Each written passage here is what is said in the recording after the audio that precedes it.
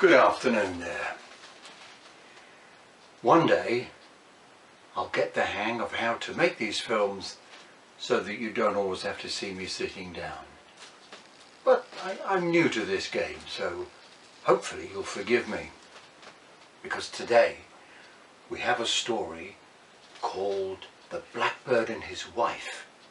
And I first heard it told by a very good storyteller called Hugh Lupton, and you can find it in his book here. Here we go, Tales of Mystery and Magic. Now, he's a great storyteller and it's a great story. So let's hear about the Blackbird and his wife. And it involves this person as well, Mr. Fox. There lived far away a blackbird and his wife, and they used to sing in the morning the most beautiful song. If ever you've heard the blackbird early in the morning or even in evening when they're going to go to bed soon, listen to the voice and the song, because if you can hear it you will think you're standing in a shower of gold and silver rain. Now there was a king in that country who was a bad man. He was very greedy and wanted everything for himself.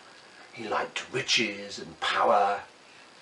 And when he heard the blackbird and his wife, one day as he was passing by with his soldiers, he said to his soldiers, "Men, get me that blackbird and his wife, put them in a trap, bring them to my palace, and hang them in a golden cage at the end of my bed, and they will sing me to sleep in the evening and wake me in the morning."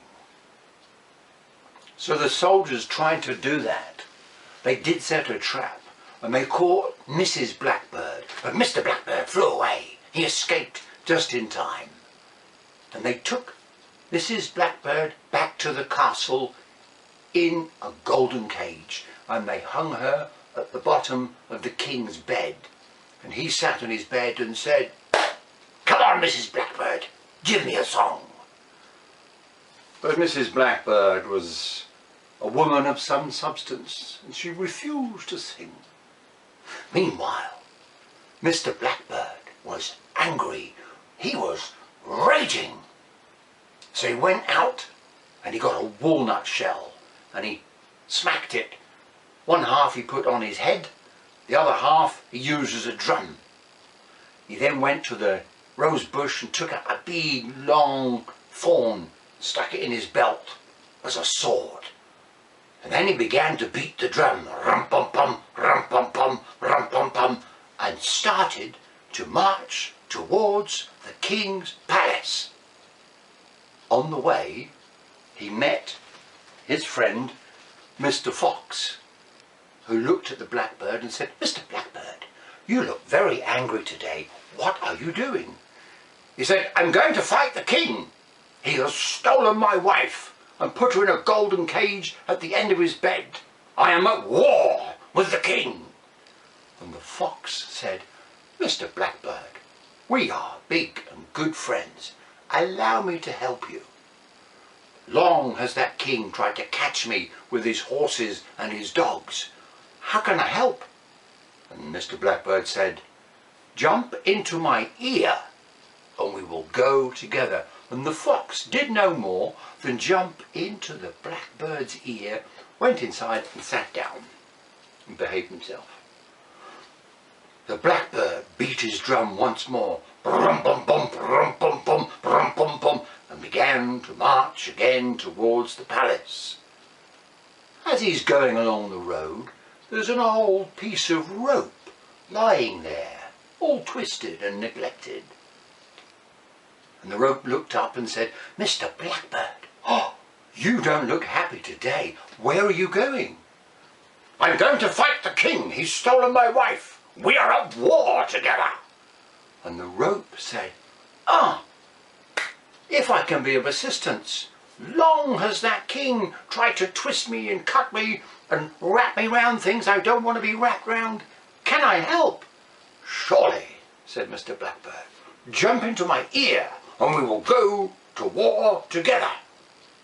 The rope, which was very long, crept up and slid into the ear of the blackbird, said good morning to the fox, coiled itself round and round and sat down. And off they went. Well, they were getting close to the palace, and the blackbird was rum-bum-bum, beating his drum, checking his sword, making sure his helmet was on his head, when he crossed over a bridge, and there was a river underneath. And the river said, "Mr. Blackbird, where are you going? You look very upset." "I'm going to fight the king," said the blackbird. "Can I help?" said the river. "Surely," said the blackbird. "Jump into my ear."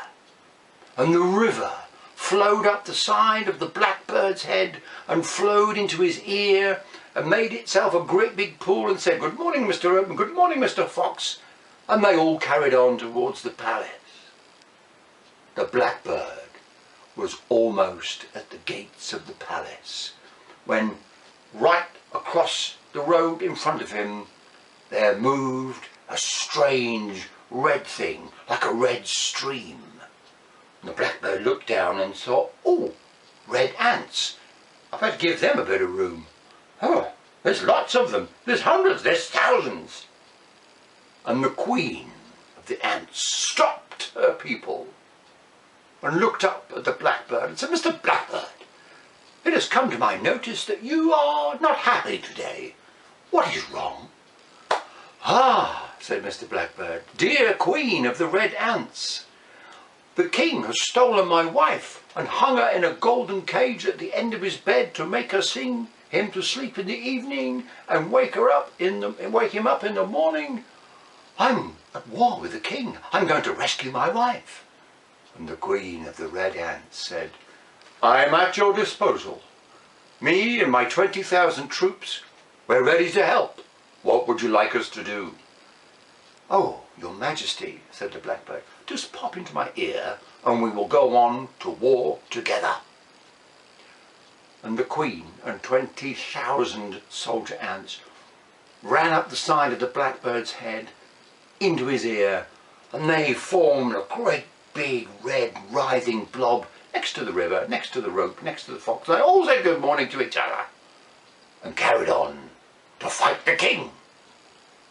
Well, Mr. Blackbird, with his walnut hat and his walnut drum and his thorn in his belt, came to the gate of the castle. And he banged, boom, boom, boom on the door and shouted, "I've come to fight the king!" And the door opened a little bit and there was a guard stood there. He laughed, he said, "Oh, this is great.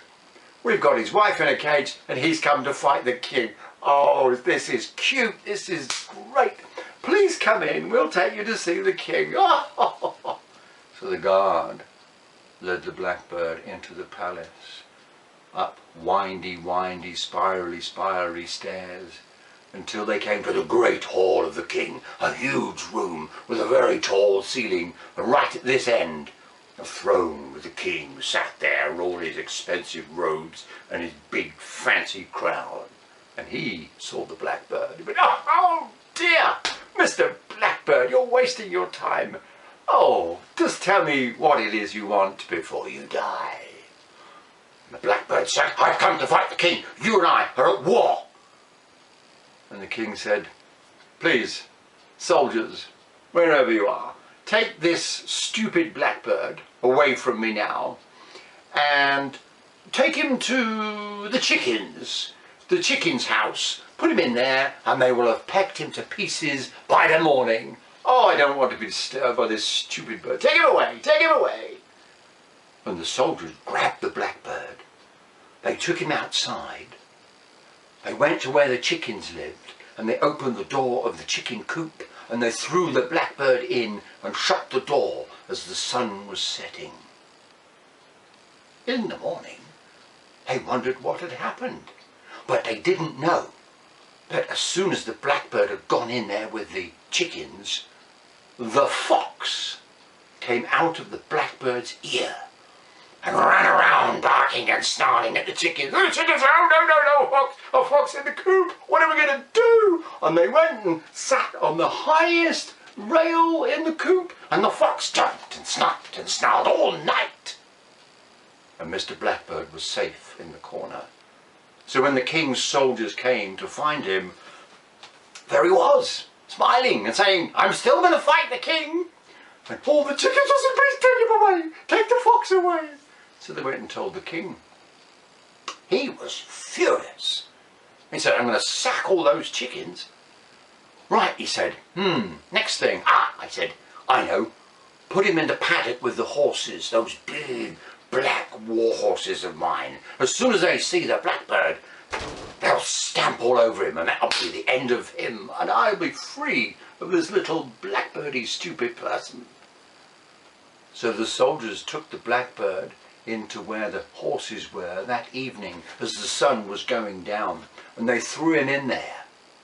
And the horses looked at the Blackbird and said, "Who's this little foolish person in our paddock?" And they galloped towards the Blackbird.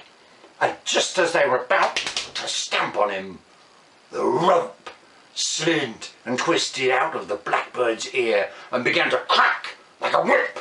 Snap! Crack! Oh, the horses were terrified. They climbed one on top of the other, and they went into the corner of the paddock, and they tried to climb the tree. "Please, take the rope away, we're frightened."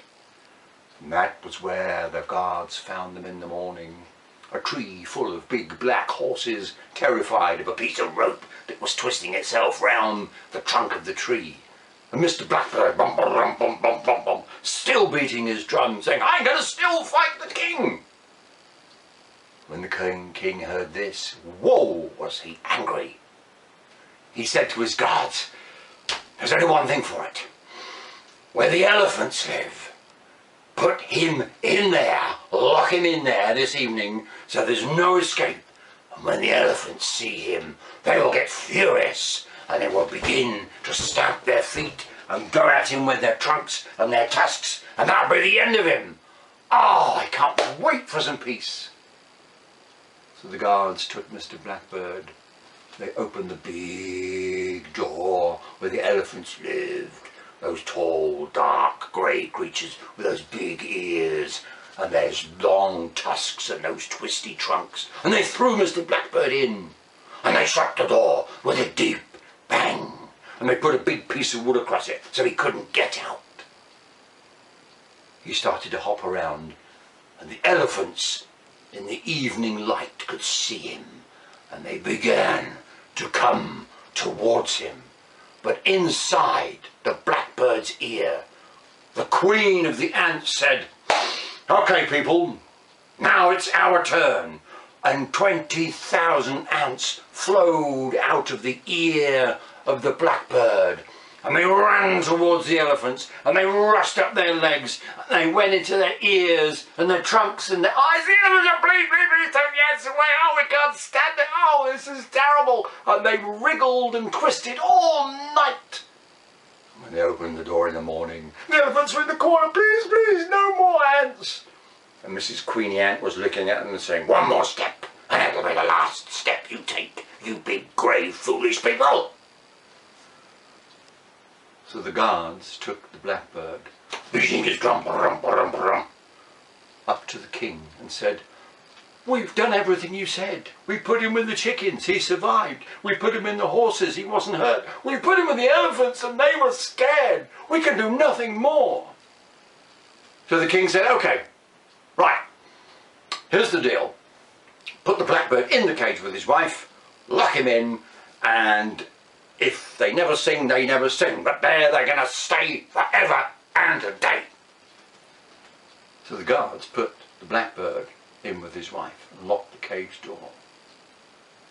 But there was one friend left who whispered to Mr. Blackbird in the middle of the night, "Remember, I am Mr. River.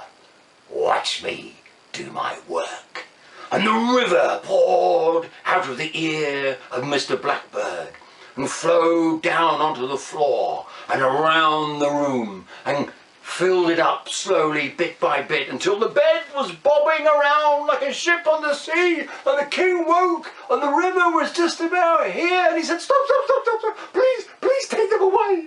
Open the cage, get rid of them, please. Oh, oh, and the guards swam through with their big sea masks on and their snorkels, and they grabbed the cage with the Blackbird and his wife, and they swam down out of the castle, and the king was screaming, please, please, tell me where they're gone. And they opened the door to the palace, and they held Mr. Blackbird and Mrs. Blackbird, and they said, go, go, go, go, be gone. And the Blackbird and his wife flew into the blue crystal morning sky, all the way down the road, waving their thanks to the river, to the ants, to the rope, and to Mr. Fox, until they arrived at home. And they went into their favourite tree, and they sang such a song that if you walked underneath that tree, you would think that you in a shower of gold and silver rain. And this story is offered to Mrs. Susan Owen. I hope you like it. Thank you. See you tomorrow.